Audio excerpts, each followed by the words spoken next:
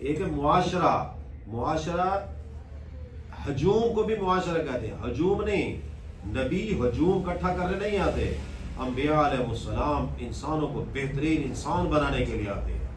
وَيُؤْثِرُونَ عَلَىٰ أَنفُسِهِمْ وَلَوْ كَانَ بِهِمْ خَصَاصَةٌ، جو دوسروں کو ترجیح دیتے ہیں اگرچہ خود بھوکے کیوں نہ ہو۔ یا رسول اللہ اوصنی وأوجز، اوصنی وأوجز، نصیحت کرے، مختصر نصیحت کرے۔ آپ املک علیک لسانک، اپنے زبان کو اپنے قابو میں رکھا کرو، اپنی زبان کو اپنے قابو میں رکھو، یہ سب سے بڑی نصیحت ہے۔ یا رسول اللہ ایک عورت ہے، نماز پڑھتی ہے، صوم و صلاۃ کی پابند ہے، لیکن ہے بد زبان، ہم سب بڑے تنگ ہیں، تو آپ نے جہنمی عورت ہے۔ یا رسول اللہ ایک عورت ہے فرائض ہی ادا کرتی ہے لیکن ہے حسن اخلاق والی، ہمیں یہ جنتی عورت ہے۔ تو حضور اکرم صلی اللہ علیہ وسلم علیہ زندگی کو اللہ نے کیا کہا جی اسوہ حسنہ بنائے، لقد کان لکم فی رسول اللہ اسوۃ حسنہ لمن کان یرجو اللہ والیوم الآخر۔ علم دین کا حاصل کرنا، دین پڑھنا، دین پڑھانا، اپنے بچے جو وہ والدین مبارکباد کے مستحق ہیں، وہ والدین ان کا سر آج انشاءاللہ فخر سے بلند ہونا چاہیے جنہوں نے اپنے بچوں اور بچیوں کو علم دین پڑھایا ہے۔ کچھ لوگ نا یہاں گڑبڑ کر جاتے ہیں کہ لڑکیوں کو کیا ضرورت ہے جی دین پڑھانے کی، بہت بڑا غلط آئیڈیا نظریہ ہے یہ نا۔ بہت سے لوگ بچیوں کو حافظ نہیں بناتے، حافظہ نہیں بناتے۔ حضور اکرم صلی اللہ علیہ وسلم کے زمانے میں ایک عورت حافظہ ام ورقہ ان کا نام ہے، اس امت کی سب سے پہلی حافظہ خاتون کا نام کیا ہے؟ ام ورقہ رضی اللہ تعالیٰ عنہ۔ یہ حضور صلی اللہ علیہ وسلم کے زمانے میں حافظہ بن گئی تھی جی۔ اس لیے بچیوں کو بھی حافظہ بنانا چاہیے، جہاں بچے حفظ کرتے ہیں وہاں لڑکیوں کو بھی قرآن پاک حافظات ہونی چاہیے۔ اس کا فائدہ کیا ہوگا؟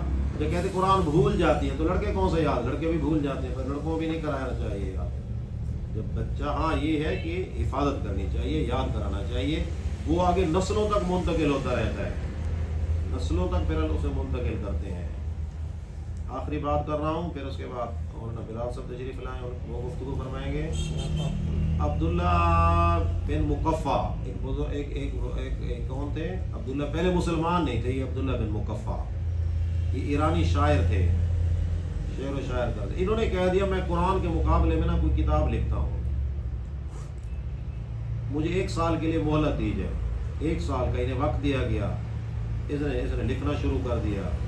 پھر جو لکھتا اسے قرآن کے مقابلے نا پھر وہ ٹیلی کرتا، دیکھتا اسے، پھر اپنا لکھا ہوا پھاڑ دیتا، پھر لکھا، پھر اپنا لکھا ہوا پھاڑ دیا، پھر لکھا، پھر پھاڑ دیا۔ سال کے بعد لوگوں نے پوچھا کچھ لکھا؟ انہوں نے کہا نہیں لکھا، مجھے 1 سال کی اور مہلت دی جائے۔ پھر دوسرا سال اسی طرح کیا، کچھ لکھتا قرآن پاک میں نا قل فاتوا بسورۃ مثلہ، اس جیسی ایک صورت بنا کے لے آؤ۔ تو اس نے کہا میں ایک صورت بناتا ہوں۔ کوشش 2 سال کی کوشش کے بعد اس نے ایک اپنا صفحہ لکھا اور کہنے لگا اکٹھا کرو مسلمانوں کو، آج ہمارا مناظرہ ہے جی۔ اب جب یہ لکھا ہوا اپنا لے کے جا رہا ہے تو مسلمان اور دہریے، اس وقت کے جو بد نظریات لوگ تھے سارے اکٹھے تھے۔ جب یہ جا رہا تھا نا، ایک گھر کی چھت کے اوپر ایک لڑکی ٹھہری ہوئی تھی، وہ قرآن پاک کی حافظہ بچی تھی۔ وہ دیکھ اللہ نے اس حافظہ کی برکت سے اتنے بڑے فتنے کو ختم فرمایا۔